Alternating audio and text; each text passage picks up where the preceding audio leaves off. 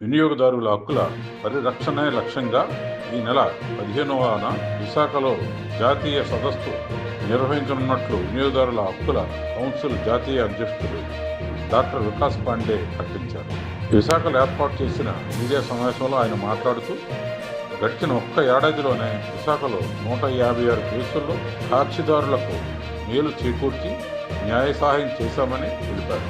వినియోగదారులకు ఎటువంటి ఫీజు లేకుండా ఉచితంగా సేవలు అందిస్తున్నామని, ముఖ్యంగా 5 లక్షల రూపాయల లోపు విలువ కలిగిన కేసులకు ఎటువంటి కోర్టు ఫీజు చెల్లించిన అవసరం లేదని ఆయన స్పష్టం చేశారు. ఈ సందర్భంగా వక్తలు వినియోగదారుల హక్కుల పరిరక్షణ కోసం చాలా విషయాలు తెలుపుతూ, ప్రతి వినియోగదారుడు అవేర్నెస్తో ఉండాలని, ఆ విధంగానే తను మోసపోకుండా ఉంటాడని, ఏవైనా మోసం జరిగినప్పుడు తమను సంప్రదించాలని వినియోగదారుల ఈ సమావేశంలో వక్తలందరూ వెల్లడించారు. ఈ వినియోగదారుల హక్కుల కౌన్సిల్ ఇప్పుడు కూడా ప్రజలకు అందుబాటులో ఉందని మరొక్క మారు నొక్కి వక్కానించారు.